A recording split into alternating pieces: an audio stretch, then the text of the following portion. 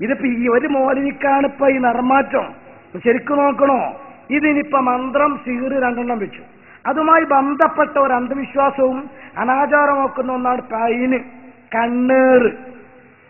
റസൂലുള്ളാഹി തങ്ങൾ തുറന്നു പറഞ്ഞതാണ് അൽ ഐനു ഹഖുൻ, അതുണ്ട്, എന്ത് നോക്കിയിട്ടും കാര്യമില്ല. പക്ഷെ അതിനെയും കഴിഞ്ഞ 70 കൊല്ലമായിട്ട് മുജാഹിദ് എതിർക്കുകയാണ്, ജമാഅത്തും എതിർക്കുകയാണ്. കണ്ണേറൊന്നുമില്ല, അത് അന്ധവിശ്വാസമാണ്, അത് സുന്നികളെ ഖുറാഫാത്താണ്, അങ്ങനെ ഒരു പരിപാടി ഇല്ലേ ഇല്ല എന്ന് പറഞ്ഞ് എതിർക്കുകയാണ്. അതിന് രസം ഉദാഹരണമൊക്കെ ഇയാൾ പറയുന്നുണ്ട്. അതേ സമയത്ത് ജിന്ന് കൂടിയപ്പോ മുജാഹിദ് രണ്ടായി പിറന്നപ്പോ ജിന്ന് സ്പെഷ്യലൈസേഷൻ ചെയ്തൊരു മൗലവിയുണ്ട്, ശംസുദ്ദീൻ പാലത്ത്. അദ്ദേഹം പറയുന്നത് അല്ലല്ല, അതിന് സത്യമാണ്, കണ്ണേർ യാഥാർത്ഥ്യമാണ്, അതിന് മന്ത്രങ്ങളുണ്ട്, ചെയ്യന്നെ വേണോ. അത് രണ്ടും കേൾക്കാൻ താല്പര്യം ഉണ്ടാവും.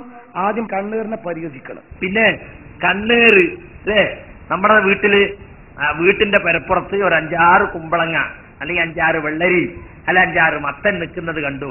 അങ്ങനെ ഒരു അമൂട്ടിയാക്കയിൽ എങ്ങനെയാണ് പോകുമ്പോ, എന്താ സൈനവാ എന്റെ കുമ്പളങ്ങയൊക്കെ ഉഷാറായിട്ടുണ്ടല്ലോ എന്നാണ്. അമൂട്ടിയാക്ക വെറുതെ പോയി. കുറച്ച് കഴിഞ്ഞപ്പോ 1 വീണ് 2 വീണ് ആകെ മസ്തം മുഴുവൻ പോയി. ആ മനുഷ്യന്റെ ഒരു നാവ്. എന്നിട്ട് പിന്നെ നാട്ടിലാകെ പാട്ടായി, ആമൂട്ടിയാക്ക ഏതെങ്കിലും വരുന്നുണ്ടെങ്കിൽ നോക്കിക്കോളുണ്ട്. അതാണ് എന്തെങ്കിലുമൊക്കെ ഉണ്ടായാൽ നമ്മളെ ആളുകൾ അപ്പൊ എന്തെങ്കിലുമൊക്കെ ഇട്ട് മറച്ചു വെക്കും. എന്തെങ്കിലും ഒരു മത്തനുണ്ടായാൽ അതിന്റെ മുകളിൽ പട്ടയും പാളയൊക്കെ കൊണ്ടുവന്ന് വെക്കും. എന്തിനാ? കണ്ടാ വല്ലോനും പറഞ്ഞളയും.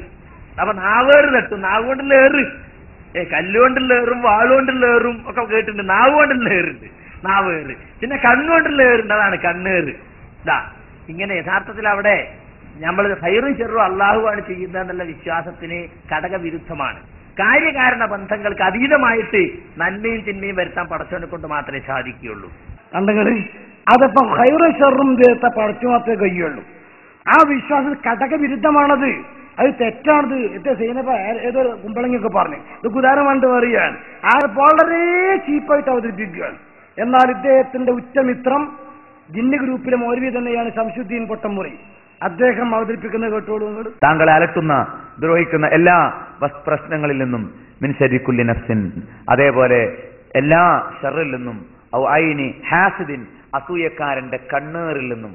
കണ്ണേറ് ഇന്നൽ ഐന ഹഖുൻ, കണ്ണേറ് സത്യമാണ്. പക്ഷെ കണ്ണേറിൽ നിന്ന് രക്ഷപ്പെടാൻ വേണ്ടിയിട്ട് ഒരു പേക്കോലുണ്ടാക്കി വെക്കല്ല വേണ്ടത്, അത് ഹറാമായ ചികിത്സ.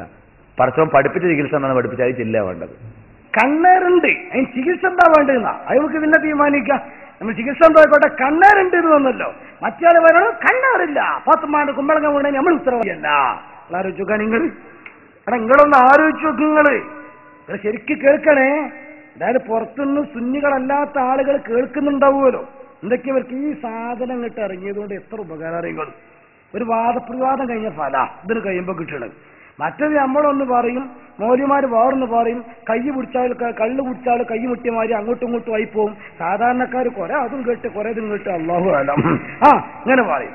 രണ്ടു കൂട്ടി പിണക്കാൻ പറ്റാത്തവർ പറയും സുന്നി പറഞ്ഞത് ശരിയാ, മുജാഹിദ് പറഞ്ഞ അതിലേറെ ശരിയാ, രണ്ടും കൂടി കൂട്ടി എമ്മിന് വലിയ ശരിയാ, അണ്ടാളി ഒപ്പിക്കും ചോദിച്ചു. ഇതിന്റെ വിഷയം നടക്കൂല.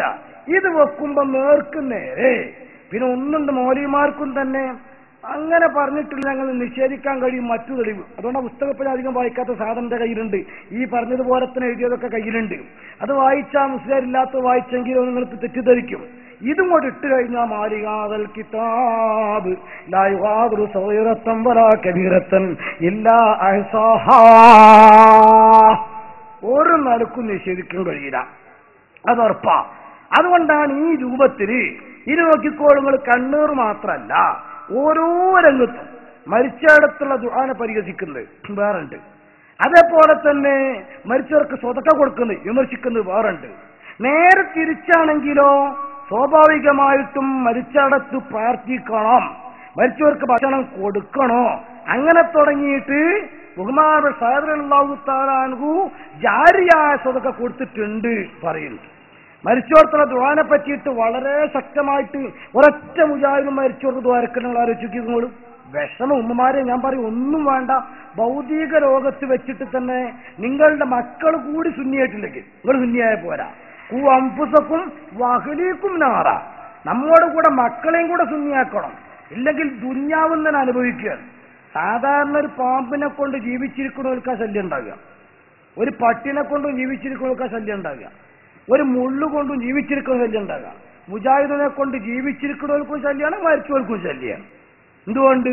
മരിച്ചതിന് ശേഷം കിട്ടുന്ന ഒരു ഖുർആനോത്തും ദുആയും ഇത് ആത്മാർത്ഥമായിട്ട് കിട്ടുന്നതാണ്. ഭൗതികമായിട്ട് ഒരു ഉദ്ദേശം. ഒരു മൗലിദൊക്കെ ആണെങ്കിൽ ചോറെങ്കിലും കൊടുക്കുന്നൊക്കെ അവിടെ ചോദിച്ചിട്ടില്ലെങ്കിലും ഒരു പായസെങ്കിലും ഇല്ലാതെ വെക്കൂല. അതൊരു മനുഷ്യത്താണ്. ഒരു മീറ്റിംഗ് കൂടുമ്പോ ഞാൻ 4 ആൾ കൂടിയിട്ട് പ്രവാചകൻ അത് പറഞ്ഞതിന് പായസം കുടിക്കാൻ തെളിവുണ്ടോ എന്ന് ചോദിച്ചാൽ, മുജാഹിദ് സമ്മേളനത്തിന്റെ മുന്നോടിയായിട്ട് ശോകസംഘം മീറ്റിംഗ് വിളിച്ചുമ്പോ ചായ കൊണ്ടുവരുന്ന തെളിവുണ്ടോ നിങ്ങൾ പറയേണ്ടി വരും. അങ്ങനെയുണ്ട്. പ്രവാചകൻ ശോകസംഘം വിളിച്ചുകൊണ്ട് ചായ നിൽക്കണം. കണക്ക് വായിക്കുമ്പോ അങ്ങനെ എന്തേ മൗലിമാര് DATA ഇങ്ങനെ സിദ്ദീഖിലൊക്കെ കണക്ക് വായിച്ചിരുന്നു. അതൊക്കെ നോക്കണക്ക് ഇൻഷാ അല്ലാഹ് സുന്നത്തും വിധത്തൊക്കെ നമുക്ക് വിഷയം എടുത്ത് പറയുമ്പോൾ അവിടെ വെച്ചിട്ട് പറയാം.